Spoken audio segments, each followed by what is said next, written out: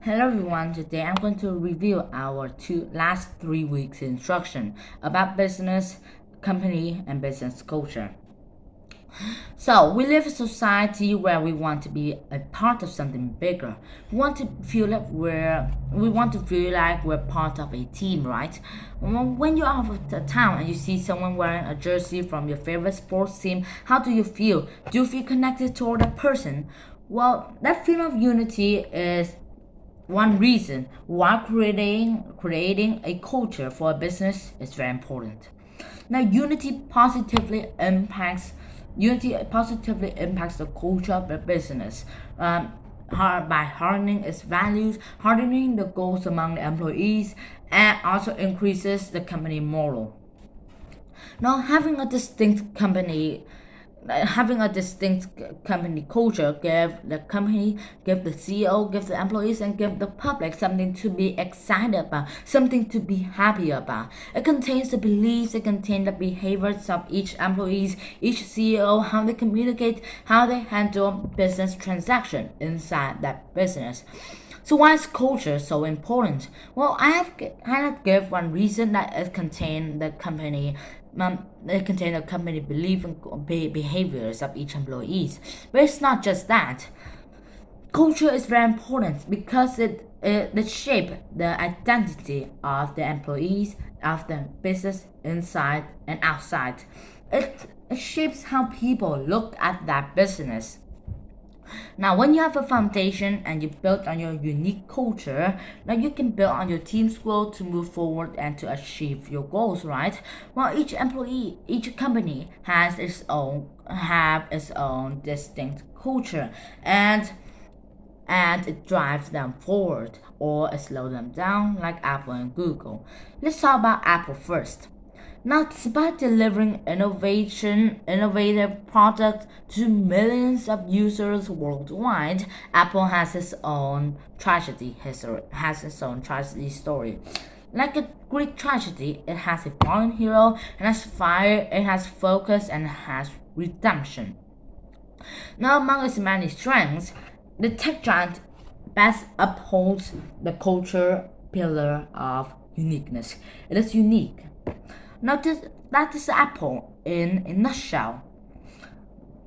Their culture is one secrecy, innovation, disruption, and it makes them unique in their own way.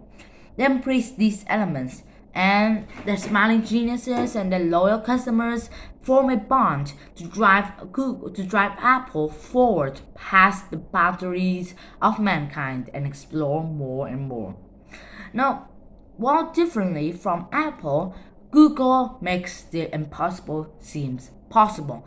That is everyone's dream, every single CEO dream. They want to make the impossible possible and even easy. Google make that. Google make the impossible seems easy. It's so much a feat that we admire. Now look at the hard truths. Well, look at the hard truths. They measure everything. They want the best holds for measurement, the pillar of measurement. Well, they look at the company performance over a hard period of time, and they look at the leaders and the employees, and they measure it. They take ownership of what works and they fix what doesn't work. Now, that data of measurement drives Google forward, drive its results forward, and the constant measurement gives them incredible insight to the employees, to their leaders, to the CEO, and to the public. They know what the public think. They know what the public wants, so they can make that product. So, for example, they look at how does the group work best. They measure it. They will look at which employees hire the best employees. They also measure it. The list go on and on, even to the smallest thing, like the mailroom worker and the coffee maker. So they measure everything, and they also measure their own measurements.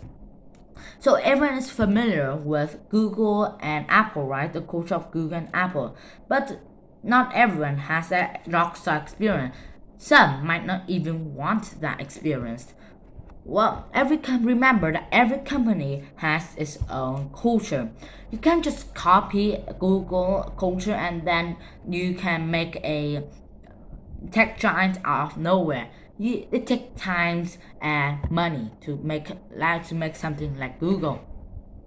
So in the beginning, all that matters is building something great and lasting, right? Building something that sustains for a long period of time. Well, that is not true. If you only care about creating something sustained for a long period of time, you don't care about how it changed over time.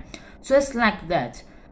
Well, marriage is still straightforward and communication is direct. But as the company grew bigger and bigger every day, communication between the employees in that business became incomplete, became more shattered, and the trading with each other around the world, trading with other company is much harder.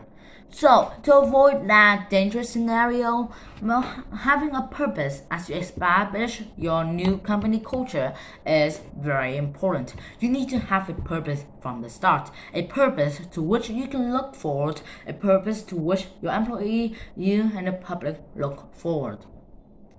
So, in order for your culture to be successful, you have to have a common language. Your culture and your company has to speak one common language. Only language that everyone inside the company understand. From the CEO down to the mailroom worker, down to newbies, and also down to the coffee maker. They need to understand the language they talk. Now, you must also have a common set of values, which are your company principles. We have talked about company principles, how they are important, right?